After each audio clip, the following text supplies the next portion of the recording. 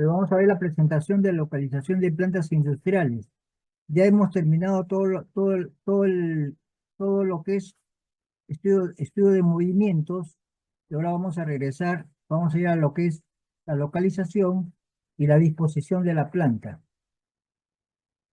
Son temas que en la vida real se desarrollan primero, ¿sí?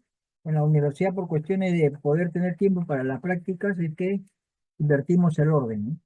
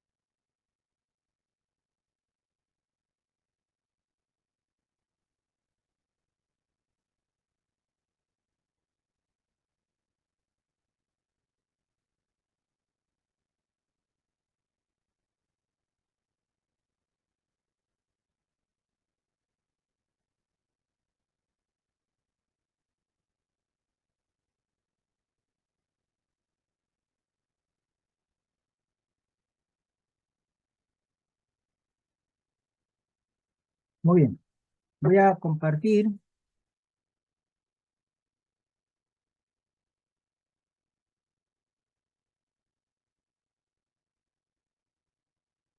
eh, no sé qué problemas tengo con mi máquina que está lenta.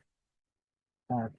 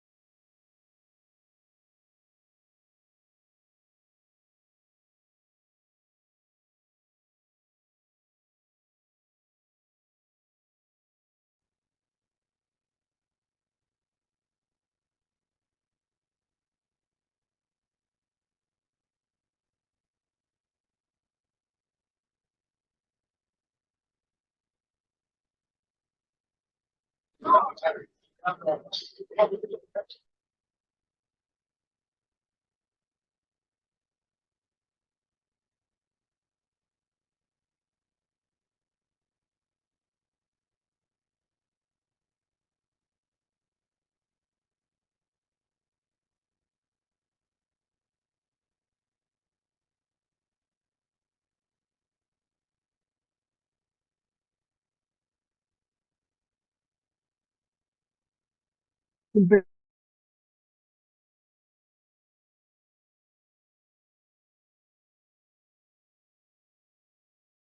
Zoom no está respondiendo, me dice.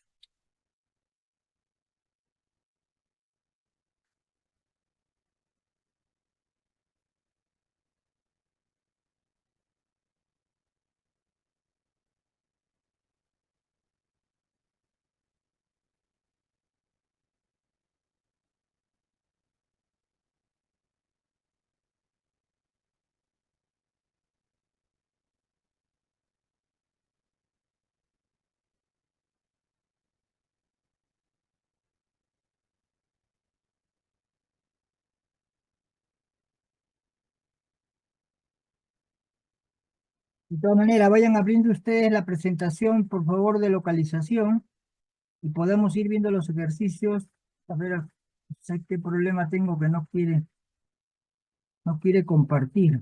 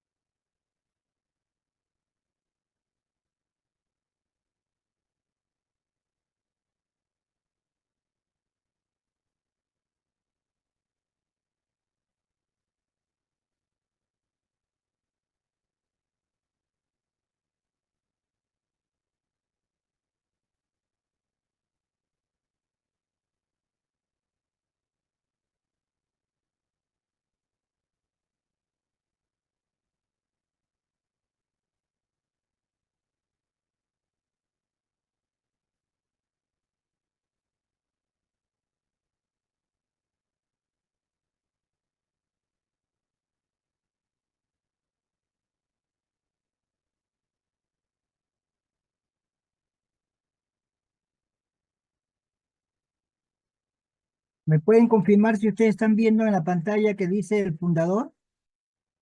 Sí, profesor. ¿Me pueden confirmar, por favor?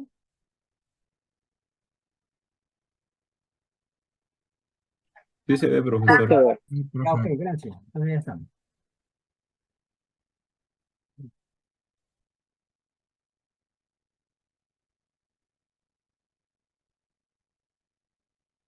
No sé ¿Por qué? Discúlpenos. Ah, está. Listo. Sí, creo. Ya, entonces, primero vamos a ver los métodos. Vamos a ver algunos métodos para evaluar las alternativas de localización. ¿Ok?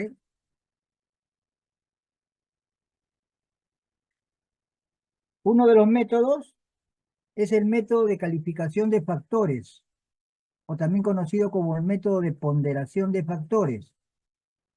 Por ejemplo, en este caso, nos dicen que tenemos dos lugares donde ubicar nuestra planta, dos países, en Francia y en Dinamarca.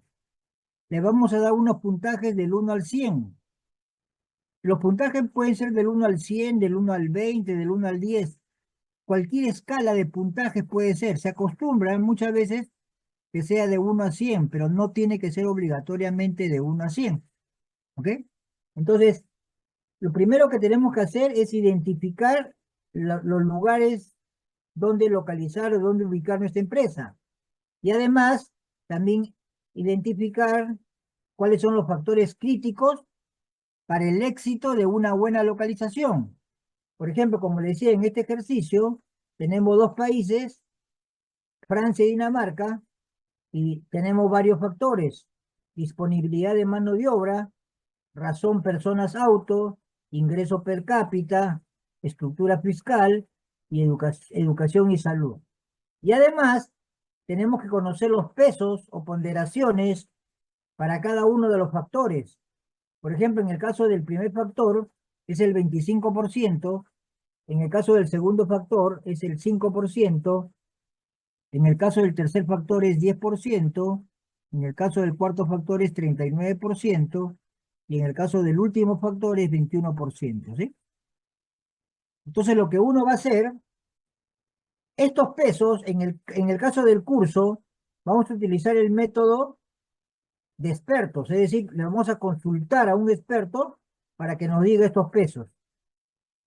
Hay otra manera de calcularlo, pero los que lleven el curso de diseño y disposición de planta, ahí van a poder ver otra manera de hacerlo, ¿sí? Entonces, para nosotros, en este curso, siempre tenemos que tener estos datos. Si no tuviéramos obviamente los puntajes, se supone que también estos resultados, esa calificación ha sido hecha por expertos, ¿sí? Por ejemplo, un experto, el experto dice, a ver, la disponibilidad de mano de obra y actitud. En Francia hay más disponibilidad de mano de obra, pero hay cierta escasez. En consecuencia, le voy a poner 70 puntos.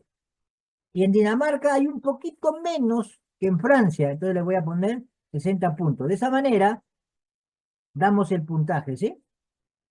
En nuestro curso, esto siempre va a ser información, o salvo que nos den una redacción más completa para poder nosotros actuar como expertos y dar el puntaje, ¿no? Entonces, una vez que hemos dado la calificación o puntaje, vamos a obtener los puntos ponderados, es decir, vamos a multiplicar 0,25 por 0,70 para Francia, 0,25 por 0,60, por 60, perdón, para Dinamarca, ¿sí? Entonces vamos a dar ese puntaje, ¿no?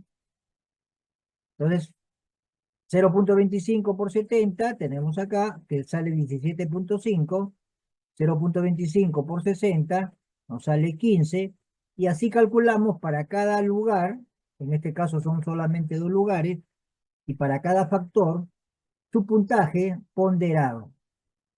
Una vez que tenemos los puntajes ponderados para cada país, los sumamos, y en el caso de Francia, nos sale 70,4, y en el caso de Dinamarca, nos sale 68,0, ¿sí? En consecuencia, vamos a escoger, vamos a seleccionar el lugar de localización a Francia, por tener un mejor puntaje, ¿no? Como le repito, si es de 1 a 100 o de 1 a 10 o de 1 a 20, eso no va a alterar la decisión, ¿no? Así que la escala de puntaje puede ser cualquiera. ¿Alguna duda, alguna pregunta?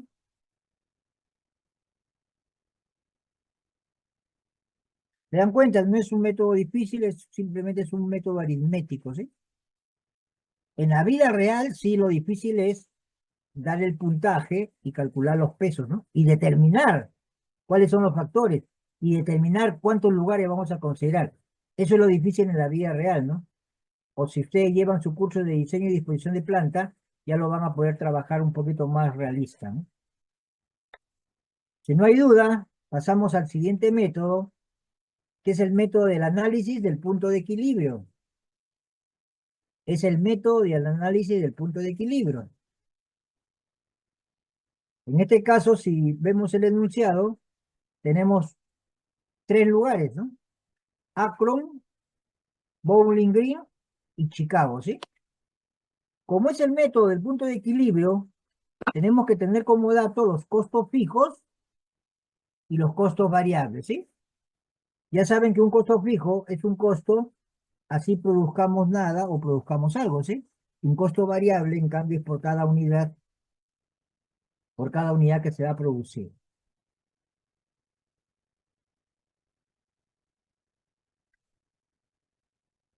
Entonces, para este método del punto de equilibrio, vamos a construir una gráfica. Vamos a construir una gráfica. Vamos a hacerlo gráficamente, ¿sí? Vamos a construir una gráfica.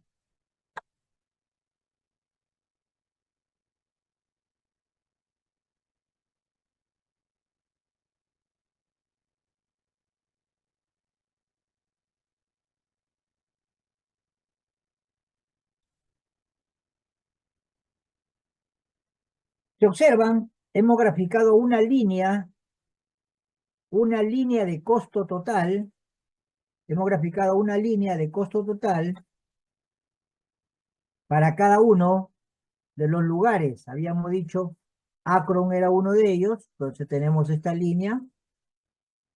Bowling Green es otro de ellos, tenemos esta otra línea.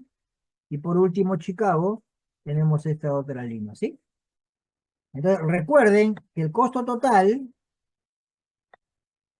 ¿a qué cosa es igual? Es igual al costo fijo total, por eso que estoy poniendo en mayúscula, y en minúscula, el costo variable unitario, multiplicado por la cantidad que vamos a producir. ¿Ok? Entonces, cuando vamos a hacer el gráfico, lo primero que tenemos que hacer es ubicar el costo fijo. Por ejemplo, el costo fijo para Acro era esta cantidad de acá, ¿sí? El costo fijo para Bowling Green es esta cantidad de acá. Y el costo fijo para Chicago es esta cantidad de acá. Ahora le vamos a agregar el costo variable multiplicado por una cantidad. Podemos tomar una cantidad arbitraria, por ejemplo 2000, multiplicamos al costo variable por 2000 para Akron y nos sale este punto, ¿no? Vamos a graficar ahora esta parte, ¿no? Vamos a tomar como Q, vamos a tomar como Q 2000 y por el costo variable de Akron nos sale este valor. Entonces unimos este punto y ya tenemos una recta. Calculamos para el costo variable de Chicago y con 2000 y nos sale este punto. Perdón, de Chicago no, disculpe, de Akron, ¿sí? Y ahora unimos este punto de Akron, el punto del costo fijo de Akron, con este punto, trazamos la recta y tenemos la recta de costo total. Y de igual hacemos para Chicago. Y de igual modo hacemos para Chicago. ¿Listo? ¿Alguna pregunta con respecto a cómo trazar las rectas? Observen que la segunda parte, como le estamos haciendo que empiece la recta acá en el punto de costo fijo, ya la recta significa de costo total, ¿no? Si esta recta la graficábamos a partir del origen, sería solamente la recta de costo variable total. Pero como la hacemos empezar acá en el valor del costo fijo, ya la recta significa la recta de costo total, porque es la suma del costo fijo más el costo variable total, ¿no? ¿Alguna duda, alguna pregunta? Bien, ahora que nos damos cuenta que tenemos acá una intersección y acá tenemos otra intersección, ¿sí? Si hacemos un gráfico a escala, ojo, no se olviden que estos gráficos tienen que estar hechos a escalas, si no, no tiene ningún sentido que lo hagan, ¿sí? Tiene que estar hecho a escala. Entonces, para este punto me sale 1000 y para este punto de intersección me sale 2000. ¿Qué estamos viendo? Que tenemos tres zonas. Acá tengo una zona, acá tengo otra zona y acá tengo otra zona. En consecuencia, ¿qué puedo decir? Si lo que necesito producir es menor a 1000, me conviene en Akron, localizar mi planta en Akron. Si es menor que 2500, pero mayor a 1000, me conviene localizarla en Bowling Green. Pero si mi producción es mayor a 2500, entonces me conviene en Chicago. Entonces el método del punto de equilibrio lo que me permite es determinar tres zonas. Bien, le voy a dar 5 minutos para que hagan el gráfico ustedes solos, para que vean si tienen algún problema o alguna duda, alguna pregunta. ¿Ok? Para lo cual, para lo cual, voy a necesitar,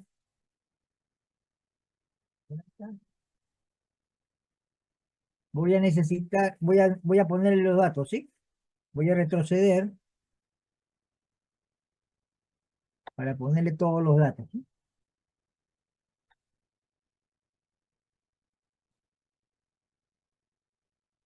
Bien.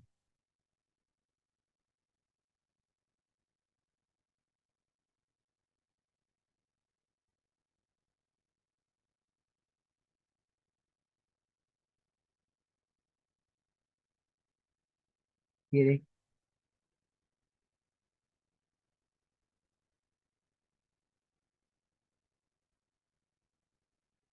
Fallando hoy día. Todo me está fallando hoy día. ¿Y por qué?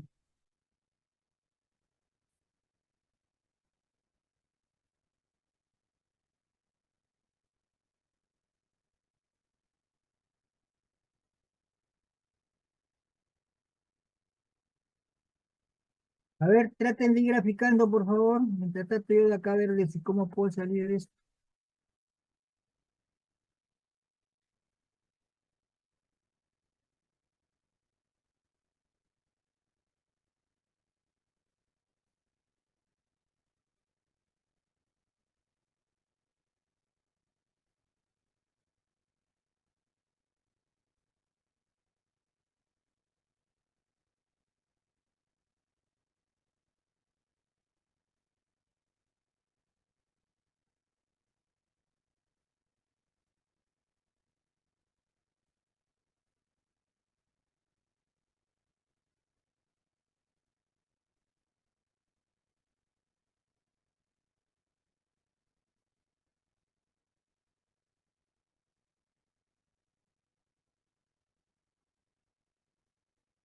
Ya, ahí tiene los datos, voy a tratar de borrar esto, no sé cómo, no sé por qué no quieren.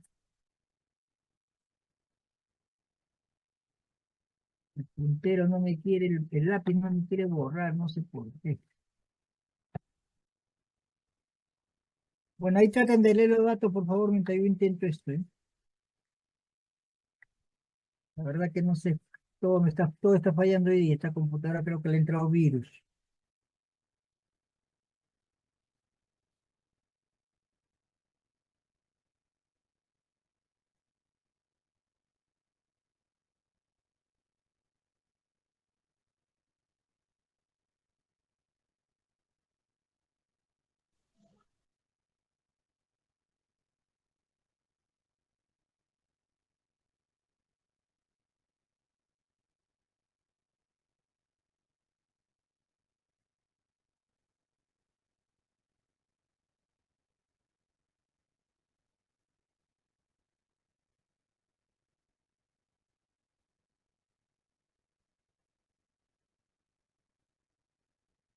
Fin, creo, por fin.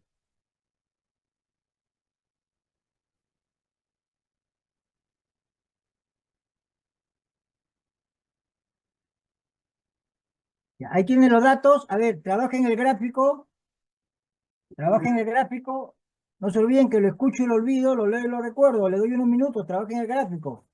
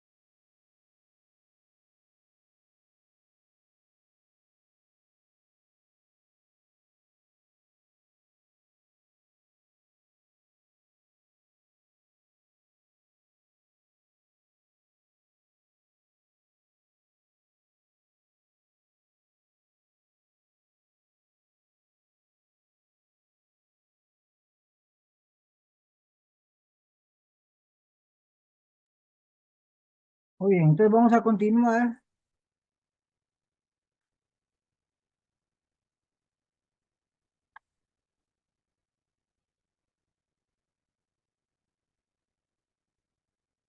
Entonces, ahí tenemos el gráfico. De todas maneras, esta presentación lo tienen en el univirtual y por alguna razón no han avanzado, lo van a poder comparar, ¿sí? Así como lo hacemos gráficamente, lo podríamos hacer analíticamente, ¿no? Por ejemplo, para Acron, ¿qué podemos decir? El costo total es igual al costo fijo más el costo variable multiplicado por una cantidad cualesquiera, ¿sí? Por ejemplo, podría ser 2000. En este caso queremos compararlo con 2000. Entonces nos sale 180.000. El costo total para Bowling Green es el costo total que es igual al costo fijo más el costo variable multiplicado por 2000, multiplicado por 2000. Para Chicago, el costo total es igual al costo fijo, que es 110.000, más el costo variable 25 multiplicado por la cantidad de 2000, me sale 160.000. Cuando van a graficar pueden tomar cualquier valor, 2000, 1000, 1500. Porque ustedes saben muy bien que para trazar una recta lo que necesitamos son dos puntos. Un punto sería el costo fijo y el otro punto sería la del costo variable, ¿no? Bien, entonces, en el caso de para volúmenes de 2000, la mejor alternativa es Acron, ¿sí? ¿Por qué? Porque tendríamos unos mayores ingresos que serían de 180.000. Perdón, un menor costo total que sería de 180.000, ¿no? Si por alguna razón se lo quieren hacer analíticamente o en el gráfico, no se visualiza exactamente el valor del punto, no nos sale una cantidad entera, entonces tenemos que recordar que nosotros podemos intersectar dos rectas, ¿sí? Igualamos la recta de lado, una recta para una cantidad cualquiera X y otra recta para otra cantidad cualquiera X, ¿no? Esa cantidad X es la cantidad del punto de equilibrio, ¿no? Hacemos el despeje y nos sale 1000, como lo hemos visto también en el gráfico. Y si hacemos la intersección de Bowling Green con Chicago, nos sale 2500, como lo habíamos visto en el gráfico, ¿sí? Y como ya habíamos dicho, con un volumen menor de 1000 unidades, es preferible seleccionar Acron. Con un volumen mayor que 2500, se selecciona Chicago. Y obviamente, mayor a 1000 y menor a 1000, se cogería Bowling Green, ¿no? Entonces se puede hacer gráficamente, se puede hacer analíticamente, ¿no? Entonces, siempre hay que manejar toda esta información, ¿no? ¿Alguna duda, alguna pregunta?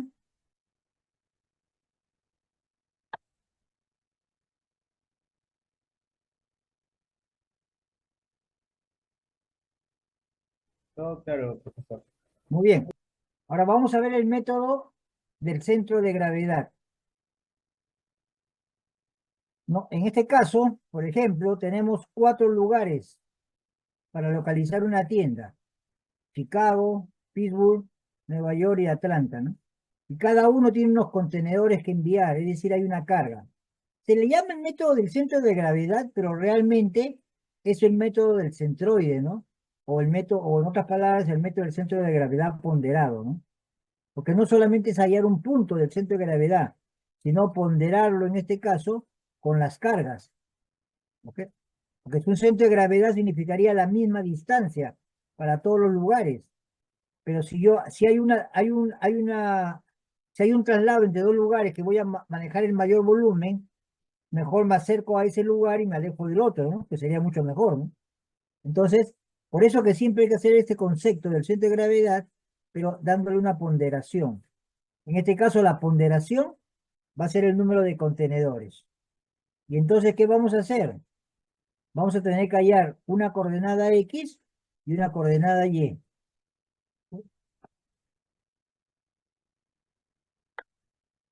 Entonces, por ejemplo, acá, miren, si teníamos las coordenadas para Chicago, que era 30, 120, para Nueva York, X 130 y Y 130, para Pittsburgh, X 90 y Y 110, y para Atlanta, X 60 y Y 40, el centro de gravedad ponderado sería este punto, miren. 66.7, 93.3. Observen que es ponderado, porque este no es el centro de gravedad de los 4 puntos, porque no está toda a la misma distancia para todos ellos, ¿no? Ponderadamente, sí, ¿no?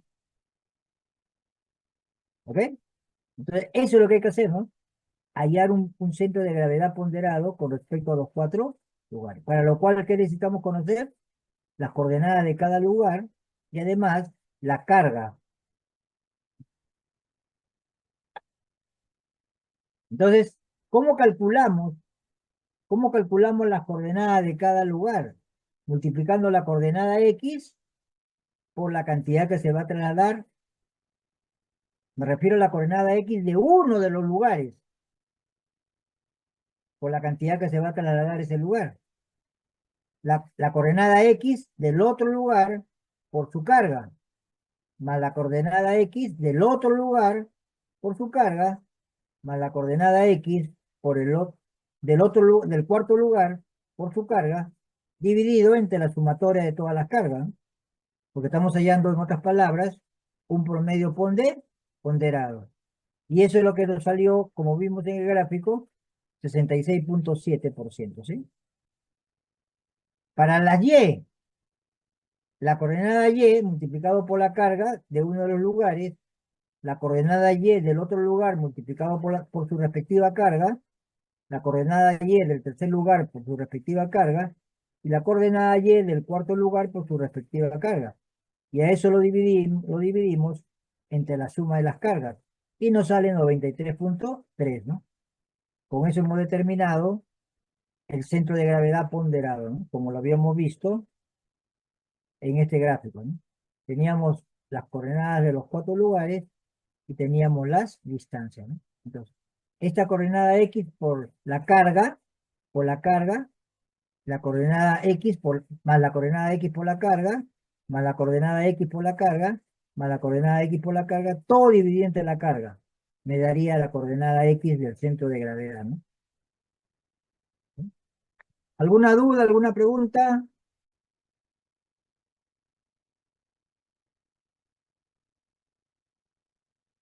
Y ese es el método del centro de gravedad, ¿no?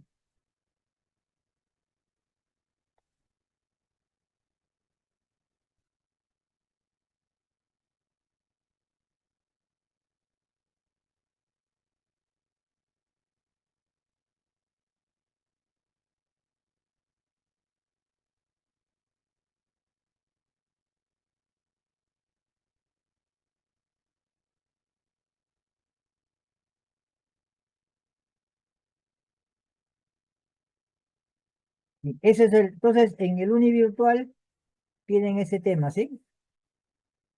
De localización.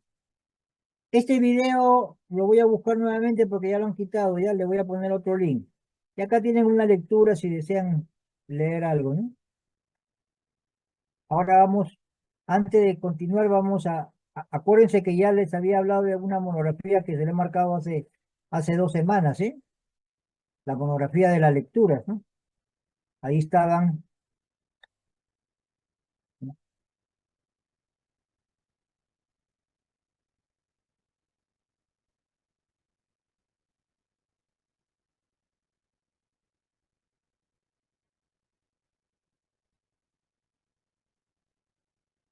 Y entonces, según el equipo que tengan ustedes, van a tener que hacer el mapa mental, mapa conceptual, perdón, y la traducción, ¿no? Entonces ya saben ustedes que a lo que le llamamos tarea uno, que es todo lo que está acá, a todo lo que le llamamos tarea uno, es para el equipo uno y para el equipo 9, ¿sí? La tarea 2 es para el equipo 2 y equipo 10, y así sucesivamente, ¿sí? Ahí tienen los links de cada una de las lecturas, y ahí también tienen los títulos de cada una de las lecturas, si por alguna razón lo pueden ustedes. Entonces, ¿alguna duda, alguna pregunta con respecto a este avance en monografía?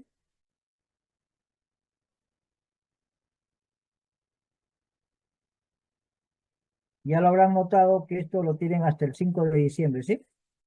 Hasta el 5 de diciembre, ¿no? para que lo puedan traducir, lo puedan leer, lo puedan entender y en consecuencia puedan desarrollar su mapa conceptual, ¿no? Puedan desarrollar. Si ustedes no leen la lectura, no la entienden, obviamente que no pueden desarrollar un buen mapa conceptual, ¿no?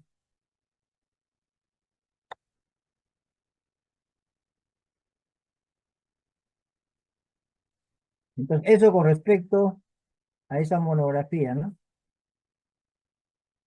Acá tenemos un ejercicio de localización, a verlo.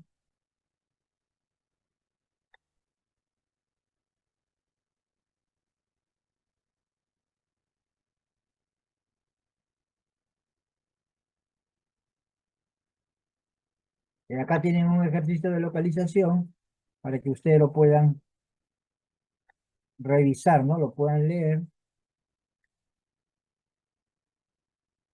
Por ejemplo, acá miren, acá la puntuación no es de 0 a 100, sino de 0 a 10, ¿no? Como le decía, el rango de calificación puede ser cualquiera. Acá tenemos los factores y en la parte superior ya teníamos los posibles lugares, ¿sí? Región Guayana, región centro-occidental, región central, ¿no? Y en función a eso, se ha trabajado la solución. En este caso también, miren, hay una diferencia. Generalmente acostumbramos a dar un porcentaje, ¿no? Y esto se da en porcentaje que debe sumar 1. Acá se ha puesto la puntuación. Acá también, acá se ha hecho de otra manera, con el método de puntuación, ¿sí?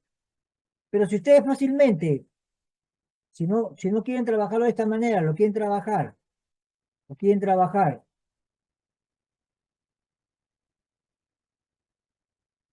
con porcentajes, simplemente ¿qué hacen? Sumen esto, sumen el total, y de ahí dividen el 9 entre el total, y tendrán el porcentaje, ¿no? 8 entre el total, y tendrán el porcentaje, y ya lo tienen el porcentaje, ¿no? Que es lo que generalmente se acostumbra, pero no necesariamente, ¿no? También se puede hacer con una ponderación, ¿no? Y no va a afectar, no va a afectar el resultado final, ¿no?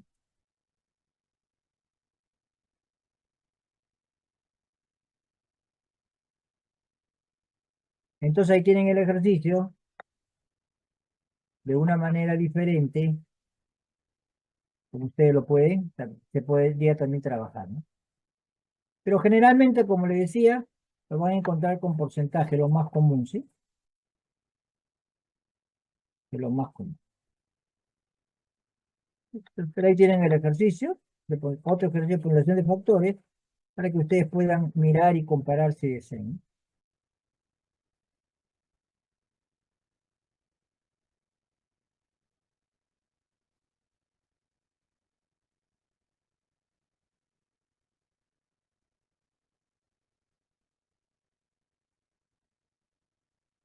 Ahora sí, vamos a pasar a la semana 11,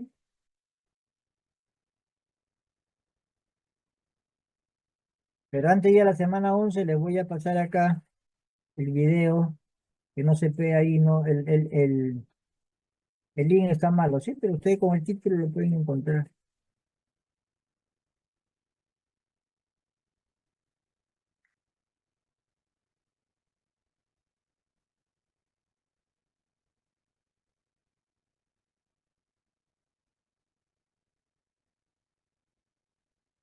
Una vez que vean el video, me van a decir en qué lugar primero localizaron esta tienda McDonald's y después a dónde se mudaron, ¿sí? A una nueva localización, ¿no?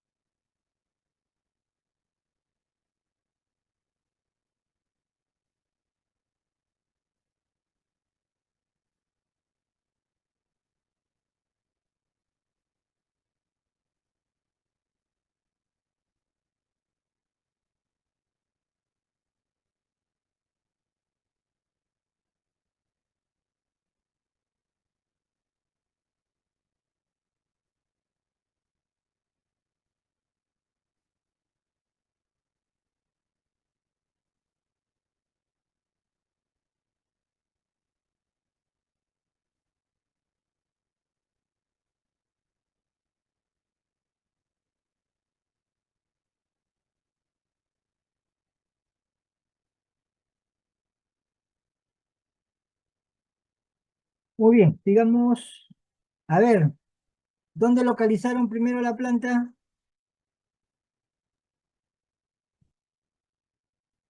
A ver quién me contesta. En San Bernardino. No, ¿No? no. Arcadia. De manera empírica se hacía se tenía que hacer, para un buen trabajo se tenía que hacer una disposición de planta, ¿no? Y el tema de disposición de planta no es un tema científico, ¿no? Es un tema también de criterio, de lógica, ¿no? Entonces,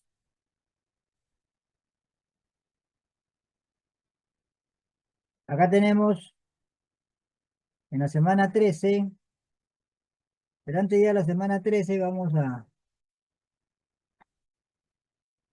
vamos a visualizar.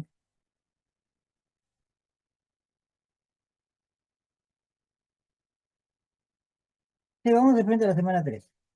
Observen también, por si acaso todavía creo que no le he puesto la fecha del informe final. Ah, me falta poner fecha al informe final, pero ya tienen que irlo trabajando. No se olviden que me tienen que presentar lo actual y lo mejorado. La fecha del examen, la entrega del informe final es la semana 14, para que en la semana 15, que es la última semana de clase, puedan sustentar, ¿eh? Y ya le voy a poner la fecha, pero ya vayan trabajando eso por si acaso.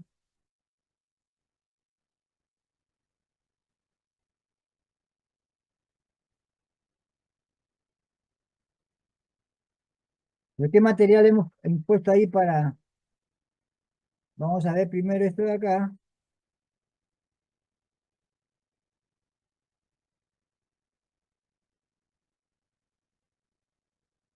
El área necesaria para ubicar una máquina, ¿sí?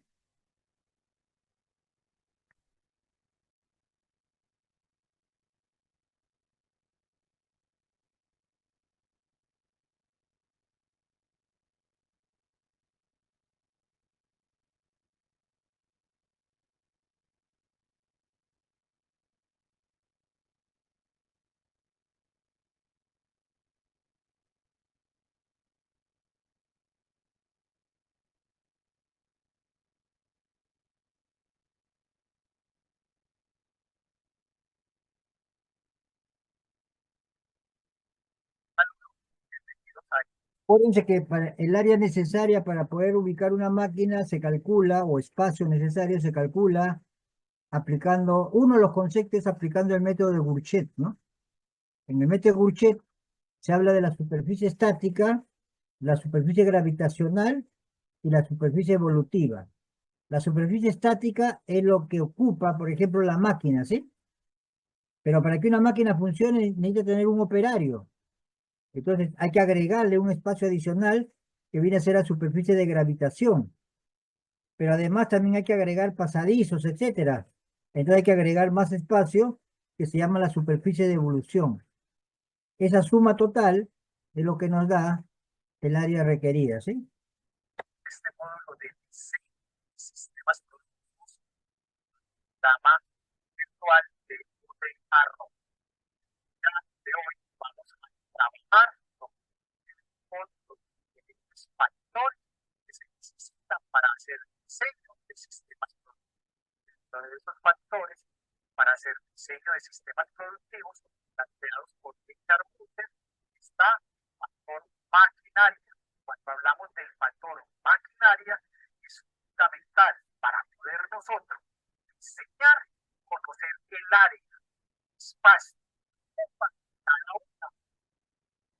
Entonces hoy vamos a enfrentarnos a esa temática, a conocer la superficie estática, la superficie de gravitación, la superficie de evolución, la suma de ellas que nos da la superficie total del área que necesitan estas máquinas. Miremos entonces esas superficies. Estamos hablando de tres superficies. La primera de ellas es la superficie estática, que es la superficie de unidades cuadráticas correspondiente a las dimensiones propias de la máquina. Estas generalmente están dadas en la tabla de especificaciones que elabora el fabricante. Si no existiese esta tabla de especificaciones, lo que hacemos entonces es tomamos una imagen la vista superior de esa máquina y a través de integrales o de áreas conocidas hallamos esa superficie estática. La segunda área que necesitamos entonces, siguiendo esta metodología que se conoce como la metodología de Wertschäd, es la superficie de gravitación. Y esa superficie de gravitación se requiere para que el operario pueda manipular, pueda interactuar con esa máquina. Y esa superficie de gravitación entonces la vamos a hallar como la superficie estática por n, siendo n número de lados por el cual no puedo operar esa máquina. Hay que tener en cuenta una aclaración muy importante, es que cuando estamos hablando de zonas de almacenamiento, podemos utilizar la misma metodología de Wertschäd, no tendríamos en cuenta la superficie de gravitación. Solamente sería la superficie estática, la superficie. Decíamos entonces que esa superficie de gravitación es igual a la superficie estática por el Cn, entonces es el número de caras con el cual puedo operar. En este caso, digamos, igual. En este caso, si esto fuera la máquina, digamos, n igual a 2, quiere decir que esta máquina se puede operar por dos lados. En el tercer ejemplo que vemos allí, vemos que esta máquina se puede operar por este lado, se puede operar por este lado y se puede operar por este lado, o sea, n igual a 3. Y podríamos encontrarnos máquinas en las cuales puedo operar, puedo trabajar con ella por los cuatro lados. En ese caso, n igual a 4. Entonces, n puede ser igual a 1, n igual a 2, n igual a 3 o n igual a 4, dependiendo de los lados o las caras por las cuales pueda yo operar esa máquina. Si esa fuera mi máquina, entonces tengo una superficie estática que me la da el proveedor o la hallo desde una foto, desde la vista superior y hallando el área. Tengo una superficie de gravitación para que el operario o empleado pueda interactuar y operar esa máquina. Y hay una tercera área, que es lo que llamamos superficie de evolución. Y esa superficie de evolución entonces, que sería la tercera área, es la superficie que se debe reservar entre los diferentes puestos de trabajo para los desplazamientos del personal, para poderle hacer mantenimiento a las máquinas en el momento que fallen y también para evitar lesiones y accidentes de los operarios. Cuando tenemos una máquina que no le dejamos una superficie de evolución, puede pasar el operario, pegarse la camisa o el uniforme y obtener accidentes. O si la máquina genera calor o frío, puede generar quemaduras en nuestros empleados. Entonces, esa superficie de evolución permite superar todas estas situaciones. La superficie de evolución la vamos a hallar como la superficie estática más la superficie de gravitación por una constante. Esa constante se va a denominar K. Ya vamos a hablar un poquito de esa constante K. El área o la superficie total entonces que requiere cada máquina por cada una de las referencias que estemos trabajando dentro de nuestra planta va a ser igual a la superficie estática más la superficie de gravitación más la superficie de evolución. La suma de las tres nos da cada. Ampliemos un poquito entonces el tema de K. Sabemos entonces que la superficie de evolución es igual a la superficie estática más la superficie de gravitación. Eso lo vamos a multiplicar por una constante. Lo primero a saber es que esa constante K solamente se puede mover en un intervalo que va desde 0, 0,5 hasta 3. K no puede superar el límite superior 3,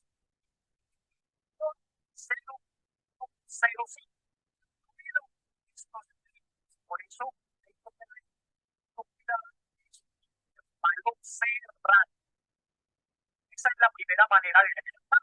La segunda forma de hallar la podemos hallar como la altura promedio del operario o de los operarios que manipulen esa máquina sobre 2 veces la cota media de la máquina o la altura promedio de las máquinas que esté operando ese empleado, teniendo en cuenta que no se salga de ese.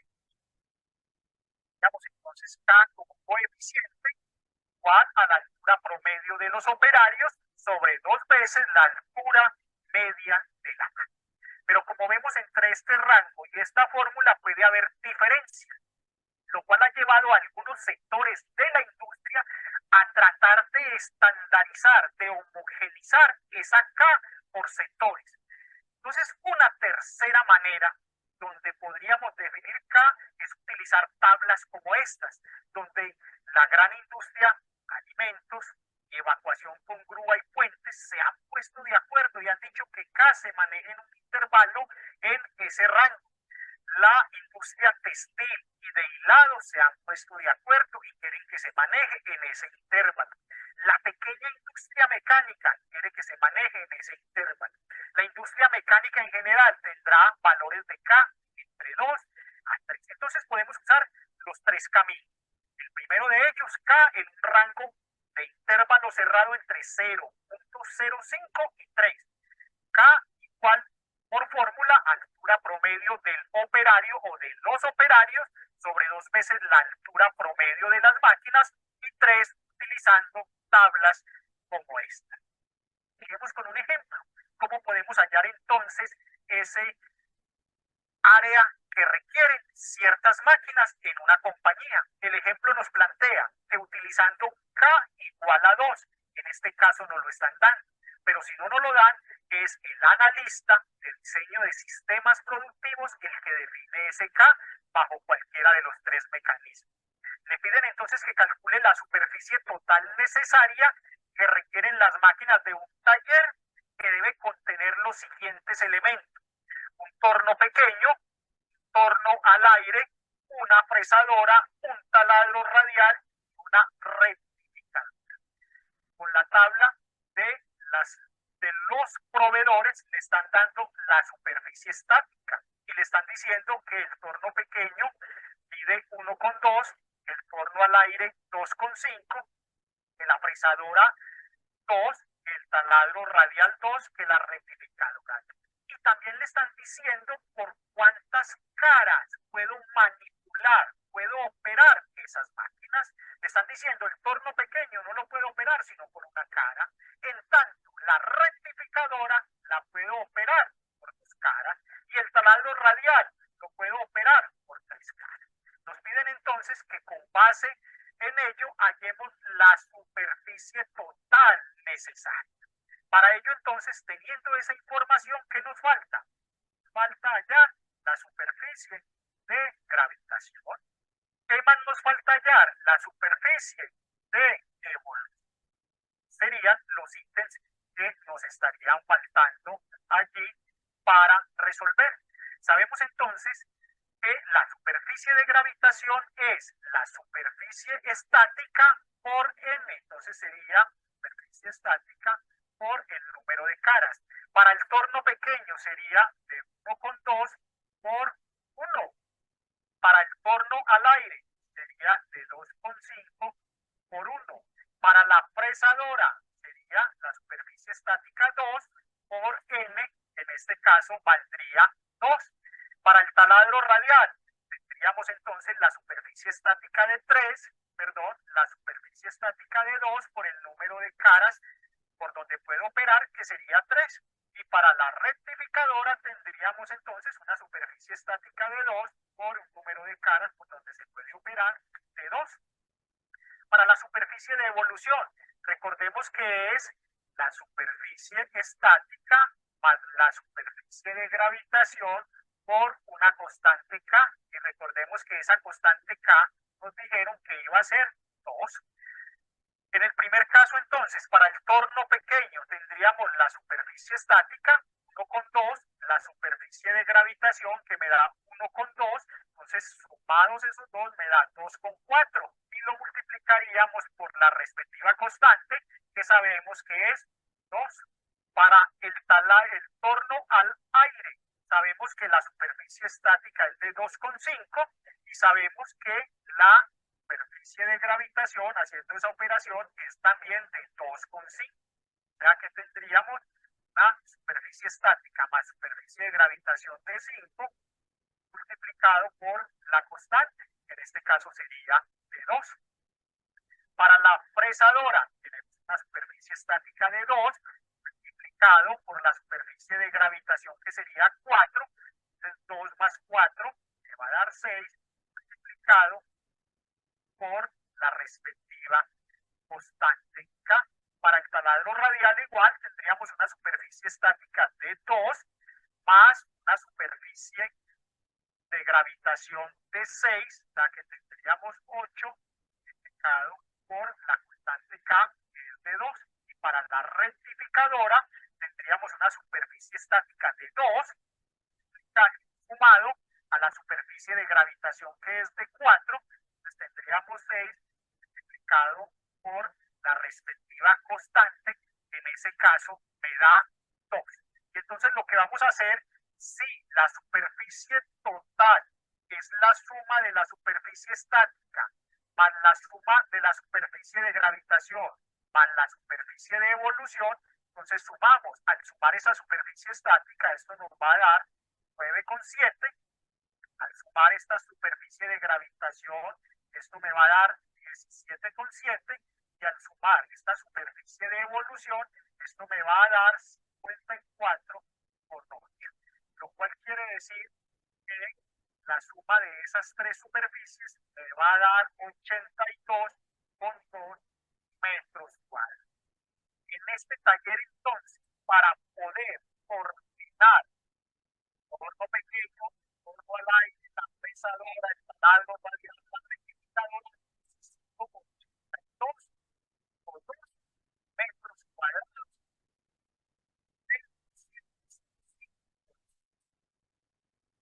Claro que son 8 factores. O considerar uno de factor maquinaria, que es eso, por materiales, por espera, factor hombre, factor movimiento, factor edificio, factor cambio para poder vivir en total 5. Vamos a mirar entonces un segundo ejemplo, un segundo ejercicio en el cual ya no me van a dar voy a tener que cambiar conceptos En el caso de nosotros ya no vamos a ver con figuras que no sean cuadradas, así que eso ya lo dejamos de lado, ¿sí? Entonces acuérdense que tenemos tres superficies. La estática, que es el largo y el largo por ancho. Cuando la figura no tiene una forma regular, se superponemos un rectángulo, un cuadrado, entonces siempre hay que hallar la superficie estática, el largo por ancho, siempre. Ahora vamos a calcular el número de máquinas, ¿no? Porque también hay que determinar cuántas máquinas tenemos para, según eso, calcular el espacio. Pero no se olviden que la cantidad de máquinas depende de cuánto vamos a producir. Y cuánto vamos a producir depende de cuánta es la demanda del mercado, ¿sí?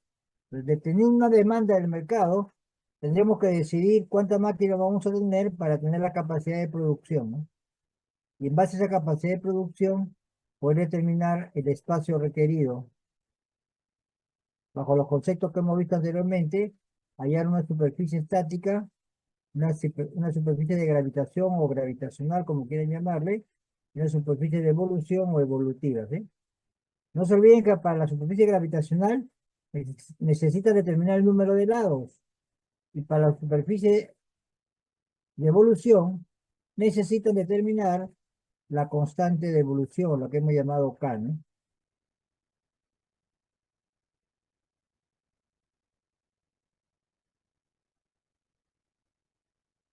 Un momentito que cargue.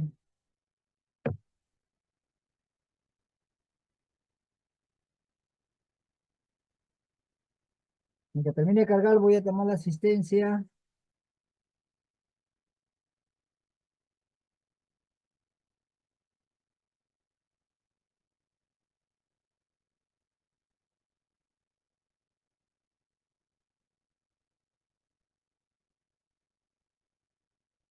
Aguirre, Alfaro, Presente, Alfaro, profesor. ¿quién contestó, perdón? Alfaro, presente, profesor. Alfaro, Aguirre no está, ¿no? Bendezú, perdón, Verde su presente, profesor. Bendezú, Espinosa, Presente. Estrada, Presente, profesor. Fernández, Profesor Estrada, presente. Fernández, González, Guerra, Guerra presente, profe. Guamanyauri, Presente, profesor. López, Martínez, Mauricio,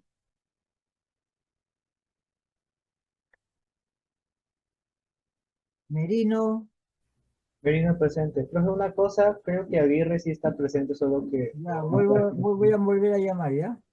Sí, sí. Novoa, Palomino, Presente, profesor Palomino. Paredes, Pineda, Ramírez, Presente, profesor. Sánchez, Presente, profesor. Torres, Presente, profesor. Vances, Vila. Presente, profesor. Muy bien, repasando, Vances, Pineda, Paredes, Novoa, Mauricio, Martínez, López, Presente, profesor López. ¿Pero, López? López, ¿no? Ya, Sí, sí, López. López presente, muy bien. González, Hernández, Fernández, perdón. Aguirre, me decían que estaba presente, ¿no? Sí, profe. Sí, profe, en el chat está escribiendo. Ok, Parece Aguirre que tuvo presente. problemas con su micro. Aguirre, ¿no? Sí, profesor. Ya, Aguirre, muy bien. presente. Ya, entonces, Fernández, González, Martínez, Mauricio, Novoa, Martínez, profesor. ¿perdón? Martínez. Martínez Mirabal. Martínez, Sí. ah, Mauricio, Novoa, Paredes y Pineda y Vances ausentes.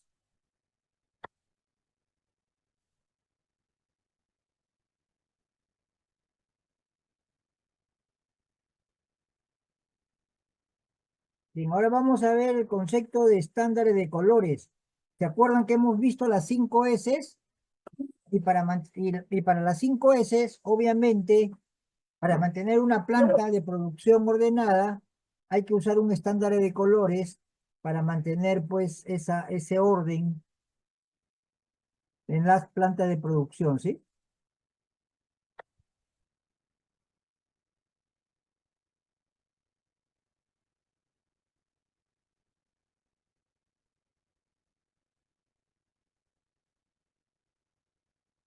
Entonces, ¿cuáles son esos estándares de colores para la planta? Por ejemplo, miren acá, ya ustedes leen la parte introductoria, eso lo leen ustedes. Lo que voy a recalcar, acuérdense que el amarillo sirve para pasillos, carriles de tránsito y celdas de trabajo, ¿sí? El color blanco para materiales y equipamientos que no tenga otro código de color, estaciones de trabajo, carros, anuncios de piso, estantes, etc. ¿Sí? Azul, verde y negro para materiales y componentes, incluyendo materia prima, trabajo en proceso y producto terminado. El anaranjado para materiales o productos deteriorados para inspección. El rojo para defectuosos, desechos, reprocesos y áreas de tarjeta roja. Es decir, que están en observación por el área de control de calidad, ¿sí? Fotoluminiscente para usarse en las escaleras y algunas demarcaciones perimetrales para identificar ruta de salida en emergencia, por ejemplo, que no tienen luz, ¿no? Rojo y blanco, ¿no? Una sola línea combinando el rojo con el blanco. Áreas que se deben mantener libres por motivo de seguridad, ¿no? Zonas eléctricas, etcétera, ¿no? Negro y blanco, áreas que se deben mantener libres por propósitos de operaciones, y áreas negro con amarillo, áreas que podrían exponer a los empleados a riesgos especiales, ya sean físicos o para la salud. Acá tenemos algunos ejemplos. Miren, el amarillo, para marcar pasadizos, ¿sí? Por ejemplo, pasadizos, para delinear una zona, pues, donde me quede una celda de trabajo. Blanco, cuando queremos marcar una zona donde tenemos un equipo, ¿no? Azul, celeste, ¿no? Cuando queremos una zona tenemos materias primas. Verde, cuando tenemos por ejemplo, productos terminados, ¿sí? Una zona para materiales, por ejemplo, acá demarcado con negro, ¿no? Con naranja, cuando son productos que están detenidos momentáneamente hasta que control de calidad, una inspección de control de calidad le dé el visto bueno, ¿sí? Ya una zona para desperdicios, reprocesos, etcétera. La fotoluminiscente para los escalones de escalera, por ejemplo. Observen que acá tenemos una también azul, digamos, para zonas de alto riesgo, ¿no? Donde hay bastante tráfico, por ejemplo, donde van a circundar, los montacargas, ¿no? Acá tenemos algunos de los tres colores, blanco con rojo, esto hay que estar libre, ¿no? Por seguridad. Negro con blanco, para algunas operaciones, amarillo con negro, cuando tenemos por ahí por ejemplo, algunos productos peligrosos, ¿no? Que no deben, que hay que tener bastante cuidado, ¿no? Entonces, ahí tienen algunos ejemplos de cómo ustedes deben marcar el marcaje del piso para que se cumplan las 5 S, ¿no? Si quieren leer más, acá tienen el enlace, ¿no? Acá tienen un enlace.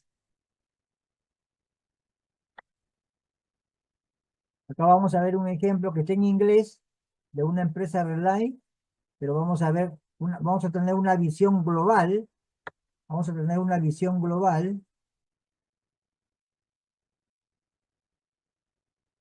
de cómo debe quedar el marcaje de las 5 S, de tal manera que podamos cumplir, perdón, un marcaje de nuestra planta de producción, de tal manera que podamos cumplir con las 5 S, ¿no?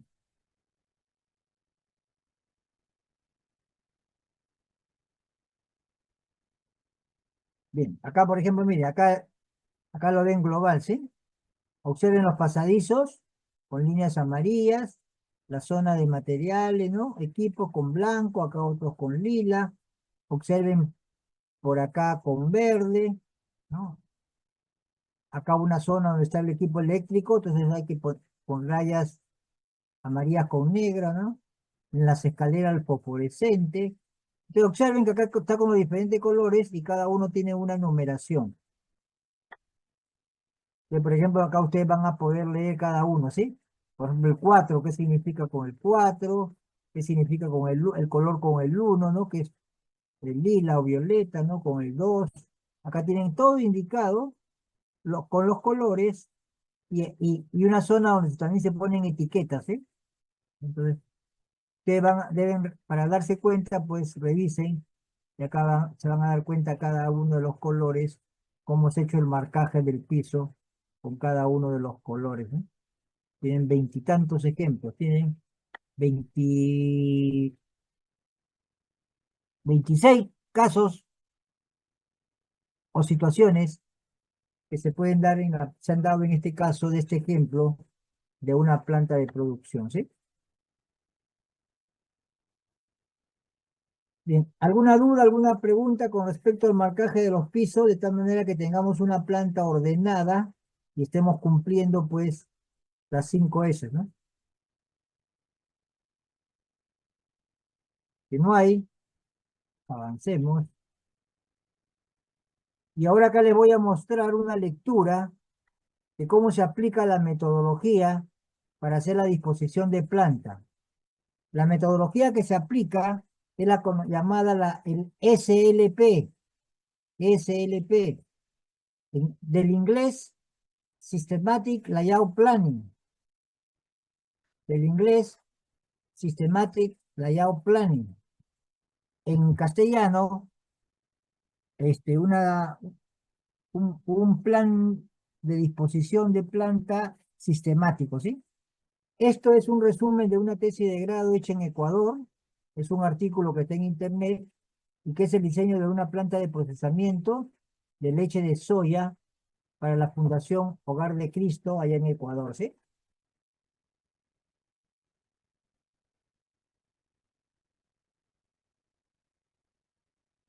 Entonces, la metodología que se va a aplicar, como le decía, es la metodología SLP, del inglés Systematic Layout Planning. Para cualquier disposición de planta, obviamente lo primero que debemos conocer es cuál es el proceso productivo, ya sea como este diagrama de bloque o con un diagrama de operaciones del proceso, como hemos aprendido nosotros a hacerlo en el curso, ¿sí? Pero tenemos que conocer el proceso productivo.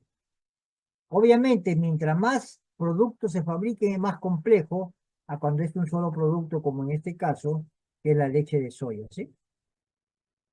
Pero, punto 1, conocer el proceso productivo.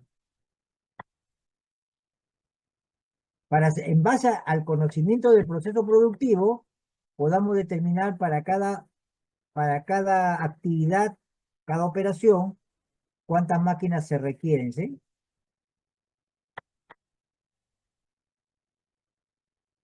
Y también para determinar los espacios requeridos, ¿no? Entonces, en este caso ya nos han dado las dimensiones de las áreas requeridas, pero en la vida real primero tenemos que calcular el número de máquinas, tenemos que saber las dimensiones de cada máquina y a partir de ahí, aplicando el método de Gurchet, vamos a poder calcular las áreas requeridas, ¿sí? El primer paso que normalmente se hace es hacer un diagrama PQ. Un diagrama PQ. Un diagrama PQ, ¿no?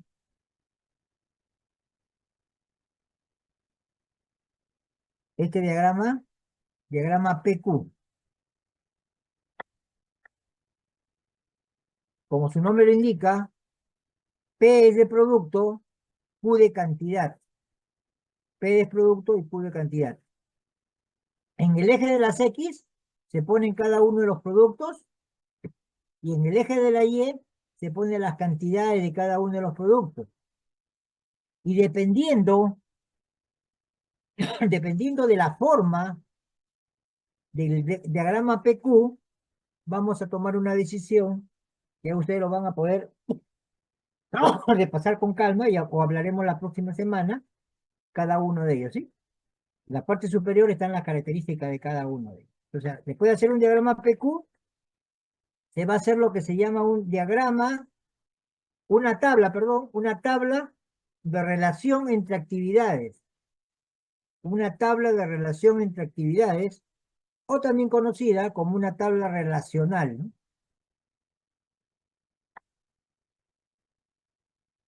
Esa tabla relacional tiene esta forma.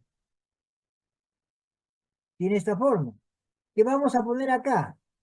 Vamos a indicar todas las áreas, zonas o departamentos, como quieran llamarle. Por ejemplo, acá la bodega o almacén de materias primas. Por acá el área de producción. Por acá el área de refrigeración. Por acá el almacén de materias primas de subproductos. Por acá el despacho de productos terminados. Por acá el área de envasado. El área de vestidores. el área de servicios y sanitarios, ¿no? Oficinas. Y después, si quisiéramos desarrollar algo más al detalle, podríamos hacer algo parecido solamente para el área de producción. Por ejemplo, en el área de producción, el área de tornos, el área de taladro, ¿no? Etcétera, ¿no? Acá se está haciendo una macro disposición de planta para las áreas de la fábrica en general, ¿no? Y acá se va a poner un código, miren, unas letras A, U, X, ¿no? Ese código se tiene que hacer para indicar las cercanías. Se utiliza A cuando es absolutamente necesario de que dos áreas estén cercas. E cuando es especialmente importante de que estén cerca. Y cuando es importante de que estén cerca. O es cuando ordinario, ¿no? U sin importancia de que estén cerca. Y X rechazable, es decir, indeseable de que estén cerca, ¿no? Y siempre hay que tener una leyenda de motivos. Por ejemplo, 1, proximidad en el proceso, 2, higiene, 3, control, ¿no? Cuando vamos a comenzar a llenar esto, ¿qué vamos a decir? A ver, el almacén de materias primas con el área de producción es absolutamente importante que estén cerca. Por eso que se pone la letra A. ¿Y por qué motivo? Porque son próximos en el proceso, ¿no? Después, el almacén de materias primas con el área de refrigeración, la letra U. ¿Qué significa? No es importante de que estén cerca, ¿sí? Y también el motivo es 1, porque no tiene por qué haber proximidad, no hay proximidad en el proceso, ¿sí? Y así se llena para toda la relación entre dos áreas y entre todas las áreas, ¿sí? Esto es fácil de recordar porque miren, son las vocales más X, ¿no? Con eso estamos armando esta tabla que se llama tabla relacional de actividades. Una vez que tenemos la tabla relacional de actividades, vamos a hacer el diagrama relacional de actividades. Vamos a hacer el diagrama relacional de actividades. ¿Y cómo vamos a comenzar? Vamos a comenzar de la siguiente manera, miren. Vamos a ubicar lo que tiene la letra A. Por ejemplo, 1, materia prima con área de producción, la letra A. Es decir, absolutamente importante de que estén cerca. Entonces, graficamos 1 con 2. Y cuando es la letra A, se van a poner 3 líneas. 4 líneas, perdón. La A, 4 líneas. La E, 3 líneas. La I, 2 líneas. La O, 1 línea. La U, ninguna línea. Y la X, una línea punteada o una línea zigzagueada. Primero se hace 1 con 2 y se hace 3 con 5, porque son con 4 líneas porque son A. Después continuamos con la C, sería 2 con 4, porque es E, 3 líneas, 2 con 6, también es E, entonces con 3 líneas, 2 con 5, también es E, con 3 líneas, ¿sí? Después continuamos con la C, 2 con 4 es I, entonces con 2 líneas, 5 con 6 es una relación de proximidad I, entonces con 2 líneas. Y de esa manera terminamos de hacer nuestro diagrama relacional de actividades. Ok, entonces acá se dan cuenta, acá nos indican A con 4 líneas, I con 3 líneas, E con 3 líneas, I con 2 líneas, O con 1 línea, U con ninguna línea y X con línea punteada, ¿sí? Eso se llama el diagrama relacional de actividades. Bueno, acá hacen un diseño, una muestra de la disposición de máquinas y han hecho, como son productos químicos, han hecho lo que se llama un balance de materia y energía. cosa que no hacemos nosotros en el curso, ¿no?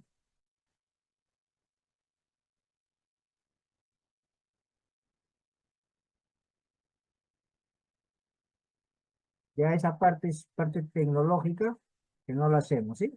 Entonces, en este artículo lo que sí no nos han mostrado es el diagrama relacional de espacio, ¿ok? El diagrama relacional de espacio. La próxima semana voy a completarlo con un diagrama relacional de espacio, ¿no? Entonces, esta lectura le va a permitir tener una visión global de cómo se aplica la metodología SLP, de tal manera que en la próxima semana, cuando hagamos un ejercicio, un ejemplo, que nos haga más sencillo de poderlo entender, ¿no? Eso es con respecto, pues, ya a la semana número 13, ¿no? Bueno, acá le sí. Para que lo vayan leyendo. Para completar la semana 12, que sería esta semana que corresponde, acá tienen las normas básicas de ergonomía. Entonces, el concepto de ergonomía que vimos la semana pasada, obviamente está reglamentado en nuestro país. Está reglamentado en nuestro país, ¿no? Entonces, acá está, por ejemplo, en el año 2008, fue cuando aprobaron las normas básicas de ergonomía y de procedimientos de evaluación de riesgo disergonómico. Es decir, analizar qué riesgos corrían, pueden correr los trabajadores, ¿sí? Y entonces se aplican unas normas que todas las empresas peruanas tienen que aplicar, ¿no? Tienen que aplicar, ¿no?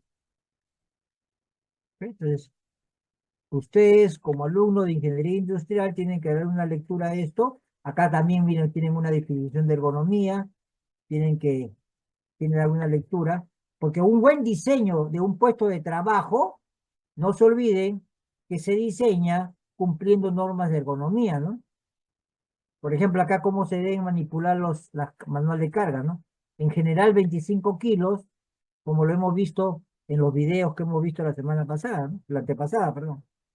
Y entonces acá tienen ustedes todas las normas sobre ergonomía, ¿no? También tienen que darle una lectura. Acá, por ejemplo, tenemos un ejemplo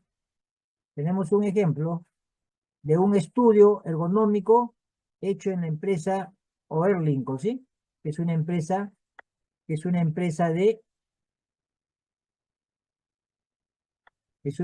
de, de soldadura. Entonces, acá tienen una idea de lo que es un estudio, cómo lo han hecho, ¿sí? Ahí está la metodología empleada. Como cualquier metodología, hay que hacer recopilación de información. Acá, mire, tienen cómo han analizado el puesto 1 de calidad. La tarea, acá está una descripción de cada puesto, ¿sí? Y acá está cómo han hecho la evaluación de los riesgos ergonómicos. Acá, por ejemplo, aplican una metodología que se llama Ergo-IBD. Acá obviamente trabajan con un manual de riesgos laborales.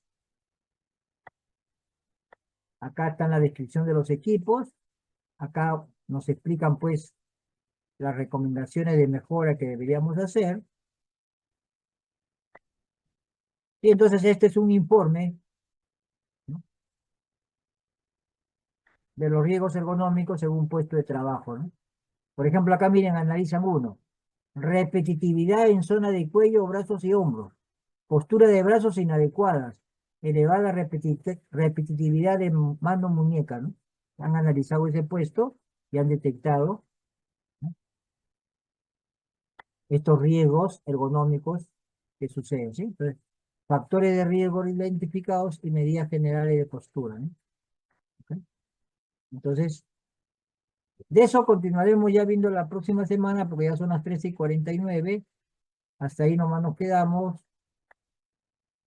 Gracias, nos vemos la próxima semana. Vayan leyendo la lectura nada más.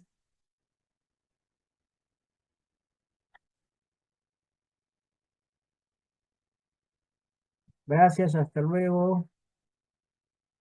Gracias, profesor.